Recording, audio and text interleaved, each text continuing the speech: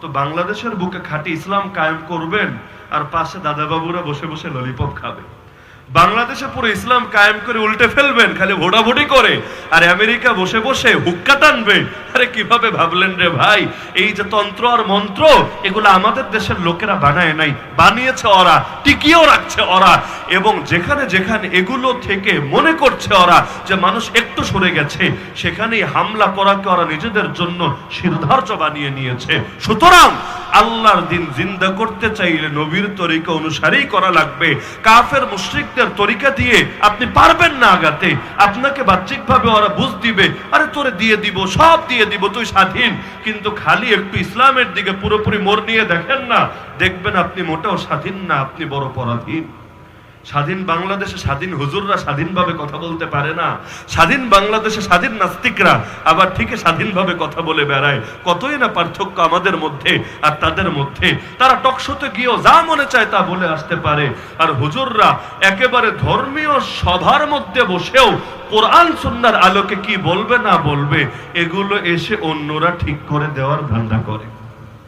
তাহলে 47 কি স্বাধীন হয়েছি নাকি স্বাধীনতা বাকি আছে? স্বাধীন আমরা কখন ছিলাম? যখন আল্লাহর জমিন এক আল্লাহর সামনে কপালটাকে নত করতাম। দুনিয়ার কোন বাতিলের সামনে কপালকে নত করা লাগতো না, কোন কাফের মুশরিকের আদর্শ গ্রহণ করে চলা লাগতো না। এটাই স্বাধীনতা। আমাদের পরিচয় আমরা আল্লাহর গোলাম, আল্লাহর বান্দা। আল্লাহর গোলাম আর আল্লাহর বান্দা হওয়ার মানেই হলো স্বাধীনভাবে জমিন আল্লাহর বন্দেগী করার অধিকার আমাদের লাগবে। স্বাধীনভাবে জমিন আল্লাহর দাসত্ব করার অধিকার আমাদের লাগবে। এই অধিকার যতদিন আসবে না ততদিন আমরা স্বাধীন না, বরং পরাধীনই হয়ে থাকবো। এই অঞ্চলে 800 বছর মুসলমানদের শাসন ছিল, কিন্তু আজ আছে নাকি মুসলমানদের শাসন? ইসলামী শাসন আছে? বাংলাদেশে আছে, পাকিস্তানে আছে, ইন্ডিয়ায় আছে, আরাকানে আছে? নাই। ব্রিটিশ যেগুলো দখল করেছে কোনো জায়গায় আজও পর্যন্ত নাই, কারণ ব্রিটিশ এভাবেই গিয়েছে, যাওয়ার আগে নিজেদের আজ্ঞাবহ লোকদেরকেই এগুলো তুলে দিয়ে গিয়েছে। সুতরাং লড়াই শেষ না লড়াই চলবে? এটাই আমার মূল কথা, যে লড়াই শেষ না লড়াই চলবে। আমাদের আকাবির 190 বছর যেই স্বাধীনতার জন্য রক্ত ঝরিয়েছেন, আরে আল্লাহর জমিন আল্লাহর দিন জিন্দা করার জন্যই তো মানুষ রক্ত দিয়েছে। নিজের ব্যক্তি স্বার্থে রক্ত দেয় নাই, দুনিয়ার ধান্দা করার জন্য রক্ত দেয় নাই। তাদের মূল মাকসাদই ছিল এটা, আল্লাহর জমিনে লা ইলাহা ইল্লাল্লাহ শাসন কায়েম করবে। আজ পর্যন্ত তাদের সেই স্বপ্ন পূরণ হয় নাই। সুতরাং আমাদেরও চোখ বন্ধ করে বসে থাকার সুযোগ নাই। আমরা যে যেই পেশার হই, যে যে সেক্টরের হই, লড়াই করতেই হবে। কতদিন পর্যন্ত? কোরআন বলে দিয়েছে ওয়াকাতিলুহুম হাত্তা লা তাকুনা ফিতনা। যতদিন না ফিতনা নির্মূল হবে, কুফর শিরক জাহেলিয়াতের আগ্রাসন নির্মূল হবে, ওয়া ইয়াকুনা দ্বীন কুল্লুহু লিল্লাহ, এবং আল্লাহর জমিন আল্লাহর দ্বীন কায়েম না হবে, ততদিন পর্যন্ত বান্দা তোদের চুপ করে বসে থাকার সুযোগ নাই। লড়াই চালিয়ে যেতে হবেই হবে। তো এখানে যারা আছেন প্রত্যেককে আমি সে আকাবিরের স্মৃতিগুলো স্মরণ করিয়ে দিচ্ছি। আরে সৈয়দ আহমদ শহীদ, ইসমাইল শহীদ, তাদের কাফেলা গিয়ে বালাকোটে থেমে গিয়েছে। এর মানে এটা না যে সব দায়িত্ব খতম হয়ে গিয়েছে, বরং এর মানে হলো সেটাকে এখন গোটা অঞ্চলে ছড়িয়ে দেওয়া আমার আপনার উপর ফরজ দায়িত্ব রয়ে গেছে। সুতরাং বসে থাকার সুযোগ আছে? আরে সুযোগ আছে। কোন সরকার এলো আর কোন সরকার গেল এগুলো নিয়ে এত নাইচেন না। আমি বিশেষ করে দিন দরদি জনতা আর তালিব ইলমদের বলছি, কোন সরকার এলো আর কোন সরকার গেল, কে থাকলো আর কে গেল, এখানে ব্যক্তি পরিবর্তন হওয়াটা কখনোই মুখ্য হওয়া উচিত না। মুখ্য হওয়া উচিত কি জানেন? নেতা নয়, নীতির পরিবর্তন চাই। কারণ যে আসলো সেও পতিতালয় পালে, যে গেল সেও পতিতালয় পালে। অবস্থা যদি এমন হয়, দিন শেষে কি ফায়দা হলো ইসলামের জন্য?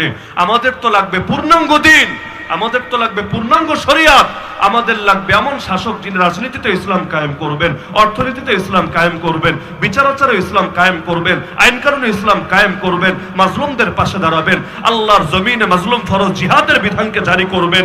আর যিনি ধীরে ধীরে ইসলামের বিজয় যাত্রাকে সম্মুখ পানে নিয়ে যাবেন, আর যিনি বাবরি মসজিদ, শহীদ বাবরি মসজিদকে আবারও আবাদ করবেন, আর যিনি লাল কেল্লার ছাদে আবারও কালেমার পতাকা সমুন্নত করবেন, আর সেই মুঘল সালতানাত যেখানে এসে থেমে গিয়েছে সেখান থেকে তিনি আবারও বিজয় যাত্রাকে সম্মুখে নিয়ে যাবেন।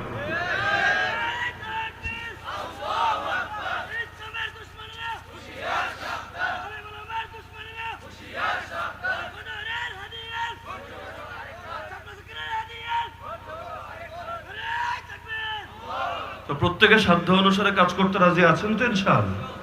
যদি চূড়ান্ত সাধ্য না থাকে, যতটুকু আছে তার আলোকে কাজ করেন। নামাজ দাঁড়িয়ে না পারলে বসে পড়া লাগে না? বসে না পারলে শুয়ে ইশারায় হলো পড়া লাগে না? তো জিহাদের বিধানটা এমন, যদি চূড়ান্ত পর্যায়ে খেদমত আঞ্জাম দিতে পারেন তাহলে তো সেটাই দিতে হবে। যদি একেবারে কিছু না পারেন চূড়ান্ত ভাবে, তবুও বসে থাকার সুযোগ নাই। মাস্তাতাতুম মিন কুওয়া, যতটুকু শক্তি সামর্থ্য আছে সেটা দিয়ে হলেও আল্লাহর দ্বীনের পক্ষে কাজ করে যেতে হবেই হবে। আর কিছু না পারেন, নবী তো বলেছেনই, হাত দিয়ে না পারলে বান্দা মুখ দিয়ে হলেও অন্যায়কে ঠেকিয়ে দিতে হবে। তা হাত দিয়ে পারছেন না, যদি ধরেও নেই, মুখটা বন্ধ রাখছেন কিসের জন্য? জাতিকে জাগান, জাতিকে বোঝান যে তোমার পথ তন্ত্রমন্ত্রের পথ না, তোমার পথ ব্রিটেন আর আমেরিকার পথ না। আরে মুসলমান, তোমার আদর্শ কখনোই সেকুলার আর নাস্তিকদের দালালি করাটা হতে পারে না, বরং তুমি আল্লাহর রাসূলের উম্মত এবং ওয়ারিস। সুতরাং তোমার কাজ হবে জমিনের মধ্যে রাসূলের আদর্শ জিন্দা করা। পারবেন তো ইনশাআল্লাহ?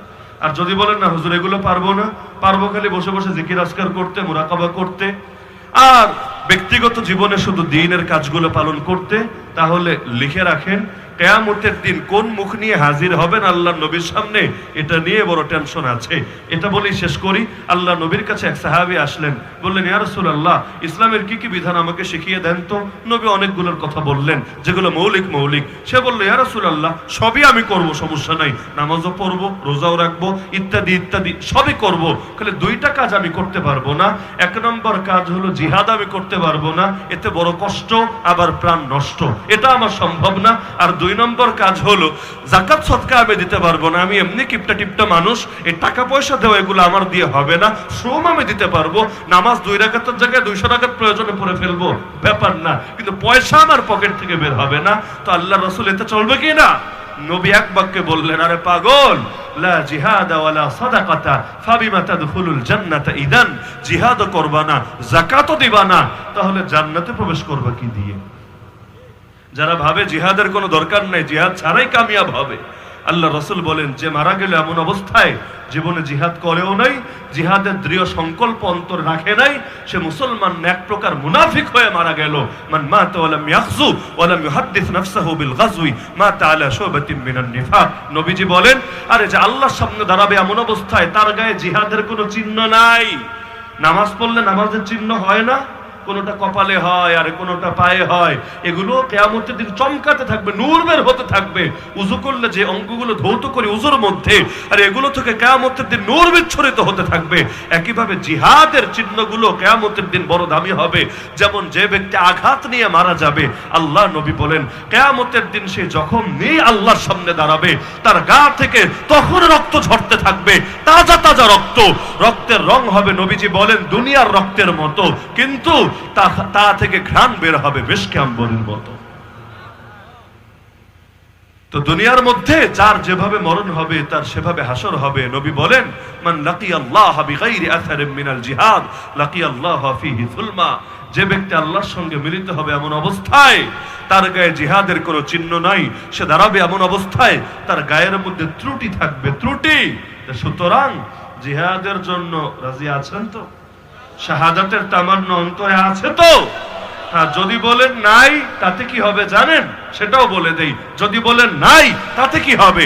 এই জবাব আল্লাহ দিয়েছেন কোরআনে, ইয়া আইয়ুহাল্লাযীনা আমানু মান ইয়ারতাদ্দা মিনকুম আন দীনি ফাসাওফা ইয়াতিল্লাহু বিকওম ইউহিব্বুহুম ওয়া ইউহিব্বুনা আযিল্লাতিন আলাল মুমিনিন আইজ্জাতিন আলাল কাফিরিন ইউজাহিদুনা ফি সাবিলিল্লাহ ওয়া লা ইয়াখাফুনা লাওমাতা লাইম। হে মুমিনরা, যদি দিন থেকে সরে যাও ভেবো না আল্লাহকে তোমরা হারাবা, আল্লাহর দ্বীনের তোমরা ক্ষতি করে ফেলবা, বরং বাস্তবতা তোমরা সরে গেলে তাতে কি?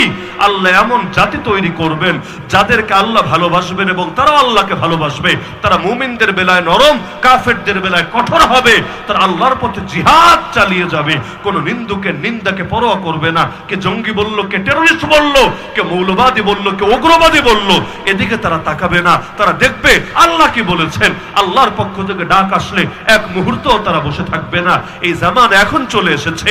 আরে আমাদের ছেলেরা যদি এখন ভয় পায় সাবিলুনা সাবিলুনা আল জিহাদ আল জিহাদ বলতে, এর মানে এটা না এই স্লোগান বাংলার জমিন থেকে হারিয়ে যাবে। আমাদের ছেলেরা বলা বন্ধ করে দিলে কলেজ ভার্সিটির ছেলেরা বের হয়ে বলতে থাকবে। কি বলে নাই? বলে নাই? যেই সময় আমাদের অনেকে বলার হিম্মত করে নাই, একজন বলতে গেলে আরেকজন থামিয়ে দিয়ে চুপ, বলতে পারবে না। বললে মাহফিল বন্ধ হবে, বললে আন্দোলন বন্ধ হবে, বললে মনে হয় মিডিয়া এটা অন্য দিকে নিবে। আরে দুনিয়ার কে কি ভাববে, আর কে কি বলবে, আর কে কি করবে, এজন্য আল্লাহর দিনকে ছেড়ে দিবে। কোরআনের শব্দ, ইসলামের ফরজ বিধান, দিরওয়াতু সানামিহি আল জিহাদ। নবী বলেছেন ইসলামের সর্বোচ্চ শিখরের নাম জিহাদ। তো দুনিয়ার নাস্তিকরা, বেঈমানরা, দুই পয়সা টোকাইরা এগুলো জিহাদকে জঙ্গিবাদ বলে চালানোর চেষ্টা করে। এজন্য মুসলমানের জিহাদ ছেড়ে দিবে। হ্যাঁ, যদি মুসলমান এই লেবাস পোশাক গায়ে লাগিয়েও সাবিলুনা সাবিলুনা আল জিহাদের স্লোগান ছেড়ে দেয়, তাতেও উম্মতের বড় লস হবে না। আল্লাহ তাআলা জেনারেলদের মধ্যে তখন প্রয়োজনে স্লোগানের ঝান্ডাবাহী তৈরি করে দেবে। এই যে আমরা কালেমার পতাকা ছেড়ে দিয়েছি না, আরে ছেড়ে দেই নাই কেন? যদি লোকে জঙ্গি বলে, বাহ, ব্রাজিলের পতাকা উঠালে সুরালে সমস্যা নাই, আর্জেন্টিনার পতাকা, ইটালি, স্পেন, ফ্রান্স, জার্মানি এগুলো ওড়ালে সমস্যা নাই, ইন্ডিয়ারটা উড়ালে তো কথাই নাই। এটা তো চেতনা, এটা তো প্রগতি, এটা তো উন্নয়ন, এটা তো আধুনিকতা। আর নিজের দেশের, নিজের দলের পতাকা উড়ালে তো কথাই নাই। সব পতাকা উপরে থাকবে, খালি কালেমার পতাকা মাটিতে লুটিয়ে পড়ে থাকবে। আল্লাহর কসম, যার দিলে আল্লাহ এবং তার রাসূলের মহব্বত আছে, এই বেইজ্জতি কিছুতেই মেনে নিতে পারে না। আমরা নবীর সাহাবীদের ইতিহাস পড়েছি, চোখে যদিও দেখি নাই, তো চোখে দেখলে যতটা বিশ্বাস করতাম, যখন বিশুদ্ধ সূত্রে জেনেছি এর চাইতে হাজার গুণ বেশি বিশ্বাস করি। আরে জান দিয়েছেন, তবুও কালেমার পতাকা লুটিয়ে পড়তে দেন নাই। ডান হাতে পতাকা ধরা ছিল, এক কাফের এসে কোপ মেরেছে, ডান হাত কেটে পড়ে গেছে, সঙ্গে সঙ্গে বাম হাত দিয়ে ধরে ফেলেছেন। এবার বাম হাতে আর এক কোপ মেরেছে, বাম হাত কেটে পড়ে গেছে, তবুও পতাকা মাটিতে পড়তে দেন নাই, বাহু দিয়ে আগলে রেখেছেন।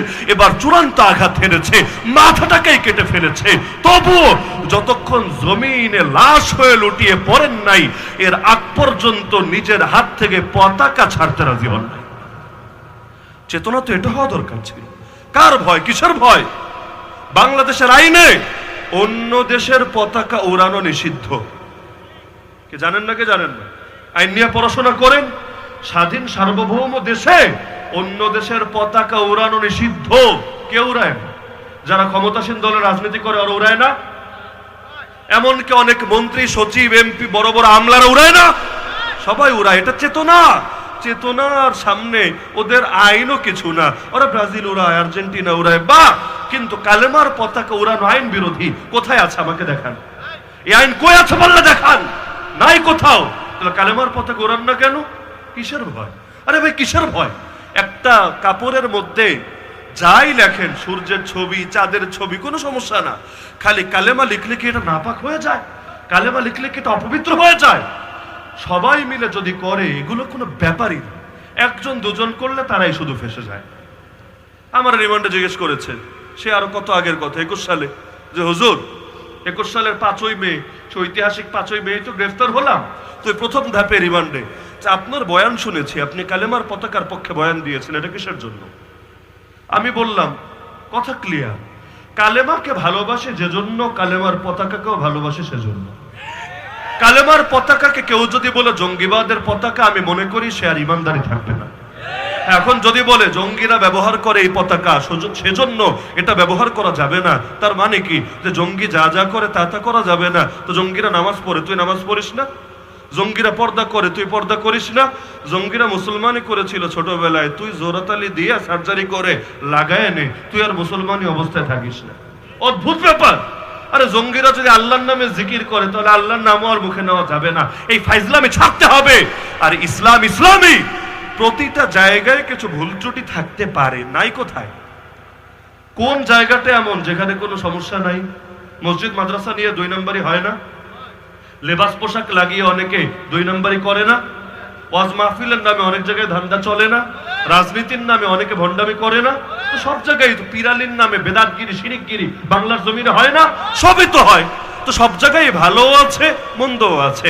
হাতের 5 আঙ্গুল তো সমান, তাই না? কে সমান? তো জিহাদের নামে কেউ যদি এমন কিছু করেও, যেটা ইসলামই সমর্থন করে না, তো কি হয়েছে?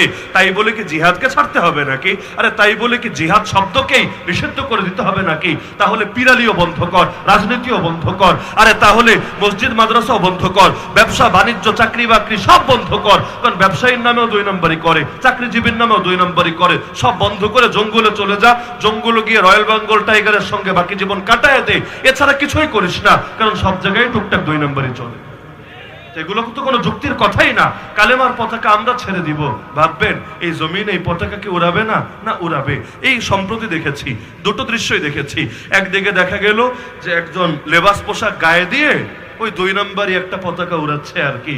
আর আরেক দিকে দেখা গেল যে কলেজ ভার্সিটির ছেলেরা কালেমার পতাকা উড়িয়ে উড়িয়ে রাজপথে নেমে এসেছে ট্রান্সজেন্ডার বিরোধী আন্দোলনে। তাহলে সবাই মিলে যদি পতাকা উড়ায় সমস্যার কিছু আছে? আরে বলেন না, সমস্যার কিছু আছে? বাংলাদেশে মুসলমান আছে ধরেন 14 কোটি, 14 কোটি বাদ দেন, 2-4 কোটি কালেমার পতাকা উড়ান না, প্রত্যেকের ছাদে উড়ায় দেন। কয়জনটা ধরবে? একজন উড়ান আপনারা জঙ্গি বানায় ছাড়বে, 2 জন উড়ান আপনার এক ঘরে করবে, 10 জন উড়ান আপনাদেরকে নিয়ে ফেসবুক গরম করবে। সবাই উড়ান, কারণ বাপের বেটার ক্ষমতা নেই আপনাদের কিছু বলবে। তখন কি হবে জানেন? যার ছাদে কালেমার পতাকা দেখা যাবে না, লোকে বলবে ডাল মে কুছ কালা হ্যায়, এটা মনে হয় নাস্তিকের ঘরে নাস্তিকই বটে। তাহলে এটা হলে সমস্যার কিছু আছে নাকি? তো আলহামদুলিল্লাহ সুম্মা আলহামদুলিল্লাহ, এখন পরিবেশ অনেকটা চেঞ্জ হচ্ছে। জুলুম যত বাড়ছে, সাহসী মানুষের সংখ্যাও তত বাড়ছে। আগের তুলনায় কথা কিন্তু নরম হয় নাই মানুষের, আগের তুলনায় কথা কিন্তু 1000 গুণ গরম হয়ে গিয়েছে। তো জুলুম করে করে কোনো জাতিকে কখনো দমানো যায় না, উল্টো জুলুম যত বাড়ে বিজয় তত ঘনিয়ে আসে। হ্যাঁ, বিজয়ের জন্য কিছু মানুষকে বেলাল হওয়া লাগে, কিছু মানুষকে সুমাইয়া হওয়া লাগে। আরে সবাই যদি খালিদ বিন ওয়ালিদি হয়, তাহলে বেলাল, সোহাইব, আম্মার, ইয়াসির, খুবাইব, খাব্বাব, সুমাইয়াকে হবে। তা আমাদেরকে 2 হালতের জন্য প্রস্তুত থাকা লাগবে। দ্বীনের জন্য খালিদ বিন ওয়ালিদ হওয়া লাগলেও লব্বাইক আল্লাহুম্মা লব্বাইক, আল্লাহ আমি রেডি, আল্লাহ আমি রাজি। আর দ্বীনের জন্য যদি হুসাইন হওয়া লাগে, বেলাল হওয়া লাগে, সুমাইয়া হওয়া লাগে, তবু আল্লাহ আমি পিছিয়ে থাকবো না, আমি সবার আগে রাজি ইনশাআল্লাহ। শহীদ সামিউল হক হক্কানী রহমতুল্লাহ আলাইহি 80 বছর বয়স হয়েছিল। পাকিস্তানের জমিয়ত উলামা ইসলামের একাংশের আমির, যাকে বলা হতো সারা জীবন father of Taliban, father of Taliban, তালিবানের আব্বা, রুহানি পিতা আর কি। কারণ তিনি ছিলেন দারুল উলুম হক্কানিয়া মাদ্রাসার মুহতামিম। আর যারা তালেবানের বড় বড় নেতা, তাদের বড় একটা অংশই পড়াশোনা করেছে এই মাদ্রাসায়। তো একদিন পাকিস্তানের আলেমরা সকলে আন্দোলনে নেমে আসলো। কেন? আসিয়া নামের এক মহিলা, নামটা তো বড় সুন্দর, ফেরাউনের স্ত্রীর নাম ছিল আসিয়া নামের এক মহিলা, নবীজিকে গালিগালাজ করেছিল, কিন্তু কোর্ট তাকে খালাস দিয়ে দিয়েছে। তা আলেম ওলামারা একযোগে ময়দানে নেমে এসেছে। তো জুমার দিন ছিল, আসরের পরে এক আন্দোলনের মধ্যে শহীদ সামিউল হক হক্কানী রহমতুল্লাহ আলাইহি মাইক হাতে নিয়ে বললেন। ওই দিনটা আমার বিশেষভাবে স্মরণে আছে, কারণ আল্লাহর বান্দা যতকাল জীবিত ছিলেন পুরোটা টাইম তাকে একেবারে গভীরভাবে ফলো করার চেষ্টা করেছি, কি বলেন কি করেন। এমনকি ওই সময় আমার ফেসবুকের প্রোফাইল পিকচার পর্যন্ত দেওয়া ছিল, লাগাতার কয়েক মাস না কয়েক বছর ওই হযরতের একেবারে মুখচ্ছবি। তো যেদিনের ঘটনা, ওইটা হলো আমার জীবনের প্রথম মাহফিল। এর আগে আমি জীবনে মাহফিল করি নাই, ওদিনে আমার প্রথম মাহফিল। তো বাদ আসর আমি বয়ানও শুনে গিয়েছি, হযরতের মাইক হাতে নিয়ে বলেছেন যে আল্লাহর নবীর দুশমনকে ছেড়ে দেওয়া হবে, আর নবীর আশিকরা ঘরে চুপ করে বসে থাকবে, এটা কিছুতেই হবে না। আর এই জালেমকে তার প্রাপ্য বুঝিয়ে দিতে হবেই হবে। এর জন্য যদি রক্ত দেওয়া লাগে, তাহলে সবার আগে এই বুড়া সামিউল হক হক্কানী সবার আগে রক্ত দেবে। আসরের পরের কথা, ওই দিন বাদ মাগরিব আমার বয়ান। তো বাদ মাগরিব বয়ান শেষ করে নামলাম, মানে মাহফিলের রুটিনটা ছিল এমন, মাগরিব থেকে এসে আমি বয়ান করবো, এসার পরে শেখ হাসান জামিল সাহেব বয়ান করবেন, তারপরে মাওলানা মামুনুল হক সাহেব, শেখুল হাদিস ইবনে শেখুল হাদিস, তিনি বয়ান করবেন। আমার জীবনের প্রথম মাহফিল আর কি, ওলামা পরিষদের ব্যানারে। তো এখন বাদ মাগরিব বয়ান শেষ করে স্টেজ থেকে মাত্র নামছি, কুড়িগ্রামের একজন আলেম আছেন মাওলানা জুবায়ের সাহেব, তখন ওই এলাকায় থাকতেন যেখানে মাহফিল। তিনি আমাকে হঠাৎ করে বললেন যে হযরত কাহিনী শুনেছেন? আমি বললাম না, কি শুনবো, আমি তো বয়ানে ছিলাম, শোনারও তো সুযোগ নাই। বলল শেখ সামিউল হক হক্কানী রহমতুল্লাহ আলাইহিকে শহীদ করে দেওয়া হয়েছে। আমার মাথার উপর আসমান ভেঙে পড়লো। কিন্তু সবার আগে যেই কথাটা অন্তরে বাড়ি খাচ্ছিল, আরে আল্লাহর বান্দা আজকেই আসরের পর মাইক হাতে নিয়ে বলেছিল যে দ্বীনের জন্য, নবীর ইজ্জত হেফাজতের জন্য যদি কাউকে রক্ত দেওয়া লাগে, এই বুড়া সামিউল্লাহ হক্কানি সবার আগে রক্ত দেবে। আসরের পরে বললেন এই কথা, এশার হলো না, মাগরিবের পরেই তার বাসভবনে ঢুকে থেকে শহীদ করে দাও। তখন আমার হাদিস মনে পড়ে গেল, আল্লাহর কিছু বান্দা এমন আছে, তারা যদি আল্লাহর নামে কসম করে কোনো কথা বলে, আল্লাহ নিজে তাদের কসমের লাজ রক্ষা করে। ইন্না মিন ইবাদিল্লাহ মান লাউ আকসামা আলাল্লাহি লা আবাররাহ। আল্লাহ তাদের কথা ফিরায় না। তা আল্লাহ তো হযরতকে সম্ভবত সেই কাতারে অন্তর্ভুক্ত করেছে। আমার এখনো কানে বাজে আল্লামা জুনায়েদ বাবনগরী রাহমাতুল্লাহ আলাইহি, আমাদের শেখ ও মুর্শিদ এবং উস্তাদও, হযরতের কাছে অনেক হাদিস পড়ার তৌফিক হয়েছে আলহামদুলিল্লাহ। যদিও প্রাতিষ্ঠানিকভাবে তার কাছে আমি পড়ি নাই, প্রাতিষ্ঠানিকভাবে পড়ি নাই, কিন্তু হযরত রাফাতের আগে 2 বছর আমার আম ইজাজত ছিল যে যখনই তুমি হাটহাজারীতে আসবা, তো তখনই তুমি দাওরার ক্লাসে হোক, মিশকাতের হোক অথবা উলুমুল হাদিসের হোক, তুমি যে কোনো সময় বসে যাবা। তো সময় বহুতবার ক্লাসে বসেছি। এমনকি এই ছবিতে এখনো হয়তো অনেকে দেখেছেন যে একদিন আল্লামা বাবুনগরী রাহিমাহুল্লাহ ক্লাস করাচ্ছিলেন সহিহ বুখারীর। ডান পাশে বসা ছিলাম আমি, বাম পাশে ছিলেন শাইখুল হাদিস ইবনে শাইখুল হাদিস আল্লামা মামুনুল হক। আল্লাহ তাআলা হযরতকে নিরাপত্তার চাদরে আবৃত রাখুন। আমরা যার মধ্যে আগামী দিনের কায়েদে মিল্লাতের স্বপ্ন দেখি। মুফতি আমিনে চলে গিয়েছেন, আর মুফতি আমিনে আসবেন না। বাবুনগরী চলে গিয়েছেন, আর বাবুনগরী আসবেন না।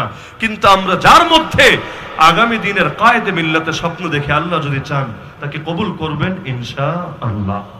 তো যে প্রসঙ্গে বলছিলাম যে হযরতের সাথে দেখা হয়েছে, কিন্তু এই বাক্য বলেন নাই, কখনো আমার মনে পড়ে না, মানে প্রত্যেক সাক্ষাতেই বলতেন, দোয়া করো আল্লাহ যাতে আমাকে শহীদ হিসেবে কবুল করেন। কখনো বলতেন দোয়া করো আল্লাহ যাতে আমার শাহাদাত দান করেন। এমন কেটাও বলেছেন, এই যে আমি এত আন্দোলন করি বুড়া বয়সে, আমি তো রাজনীতির লোক না, সারা জীবন আমি রাজনীতি করিও নাই, কিন্তু এই বুড়া বয়সে আমি যে মাঠে ময়দানে দৌড়ে বেড়াচ্ছি, আরে আমার মাকসাদ তো একটাই, আমার মাকসাদ হলো আল্লাহর জমিন আল্লাহর দিন কায়েমের জন্য জিহাদ করা। আর আল্লাহর দিন কায়েম করতে গিয়ে জালেমের জুলুমের শিকার হয়ে শাহাদাতের অমীয় সুধা পান করা। আমাদের দিল সাক্ষ্য দেয়, আমাদের দিল সাক্ষ্য দেয় আল্লাহ হযরতের দোয়া কবুল করেছেন, হযরত শহীদ হয়েছেন। কেন বললাম শহীদ হয়েছেন? এর ব্যাখ্যা দেব না, দেওয়ার সুযোগও নেই। আল্লাহ যদি চান দুনিয়াতে কখনো প্রকাশিত হবে, আর আল্লাহ যদি চান আখিরাতের দিন তো সব প্রকাশিত হবেই ইনশাআল্লাহ। তবে আমাদের দিল সাক্ষ্য দেয় আল্লাহ হযরতের দোয়া কবুল করেছেন, তাকে শহীদ করা হয়েছে। তো সকলের নিকট আমি উদাত্ত আহ্বান এটাই রেখে গেলাম, কাফের মুশরিকদের ভয়ে ইসলামের কোনো কিছু ছাড়বেন না। হায়াত তো আমেরিকার হাতে, মওত তো ইসরায়েলের হাতে, উপকার আর ক্ষতি তো নরেন্দ্র মোদীজির হাতে, নাকি সবকিছু একজনের হাতে? কার হাতে? তো যখন আল্লাহর হাতে হায়াত, আল্লাহর হাতে মওত, আল্লাহর হাতেই সব, তাহলে বাতিলের ভয়ে ইসলাম ছেড়ে দেওয়ার কোনো কারণ আছে? ইসলাম ছাড়লে আমি লস হয়ে যাব, কিন্তু যদি আমার মতো 10 জন 20 জন না থাকে, ইসলামের কিচ্ছু হবে না।